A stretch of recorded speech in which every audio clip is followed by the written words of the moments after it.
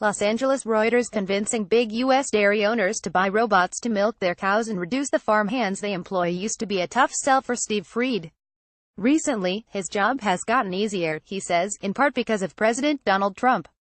A crew harvests romaine lettuce by hand near Soledad, California, U.S., May 3, 2017. Reuters' Michael Fiala get calls on a daily basis and it typically starts with, "I don't want to deal with this labor headache anymore," said Fried, sales manager for Lely North America, which makes robotic dairy milking and feeding systems. Trump's crackdown on illegal immigration through stepped-up arrests and border enforcement has shaken the U.S. agricultural sector, where as many as 7 in 10 farm workers are undocumented, according to the American Farm Bureau Federation. In addition, Republican lawmakers in Congress have introduced legislation that would require all employers to check Social Security numbers against federal databases to ensure their workers are in the country legally, something that is now voluntary in all but a handful of states.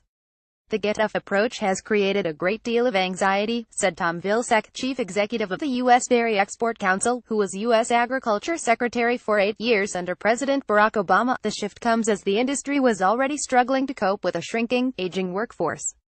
That is ratcheting up pressure on the sector to embrace new technology.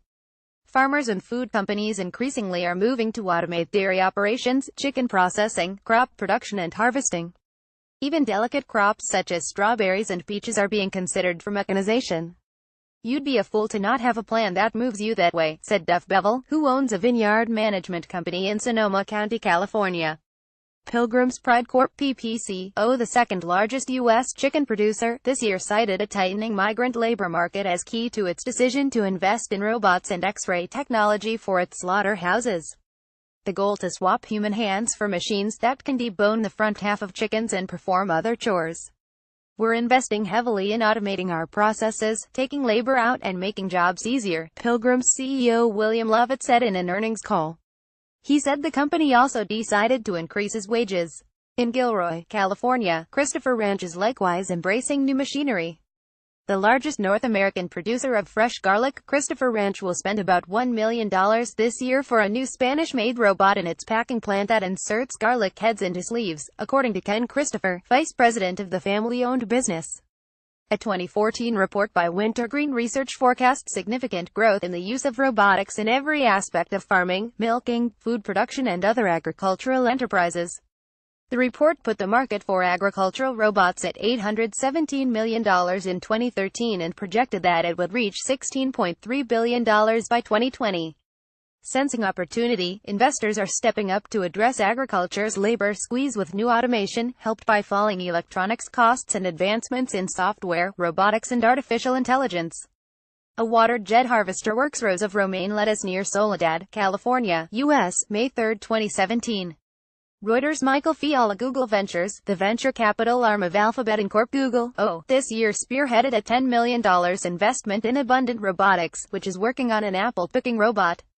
It also participated in a $20 million funding round for Bowery Farming, which uses robotics to grow leafy greens indoors. Elsewhere, farm machinery maker Deere announced that it spent $305 million to buy precision weed-killing robot maker Blue River Technology. Incentives to automate. While little official data exists to illustrate the impact of Trump's immigration policies on farm laborers, there is no question that illegal migration is down sharply since he took office in late January. The number of people caught trying to enter the United States illegally from Mexico dropped almost 60% between February and May compared the same period last year, according to government figures. Between late January to early September, the number of individuals arrested in the interior of the country by U.S. Immigration and Customs Enforcement ICE rose almost 43% over the same period in 2016.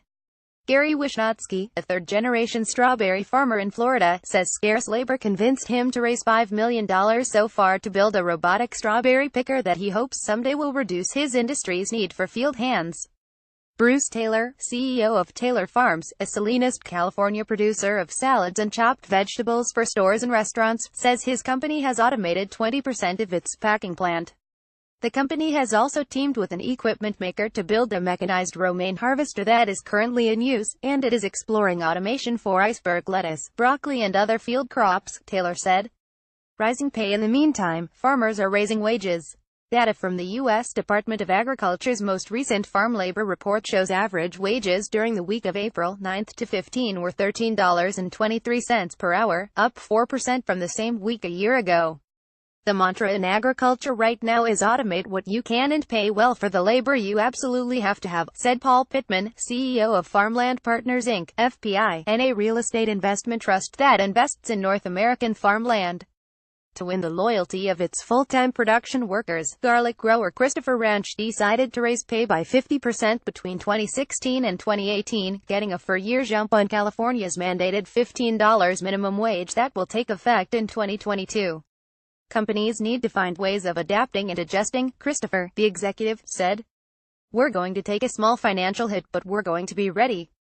Follow Trump's impact on energy, environment, healthcare, immigration and the economy at The Trump Effect. www.reuters.com. Trump Effect reporting by Lisa Bertline in Los Angeles and PJ Hofstadter in Chicago. Additional reporting by Ann Safir in San Francisco. Editing by Sue Horton and Marla Dickerson. Or Standards. The Thomson Reuters Trust Principles.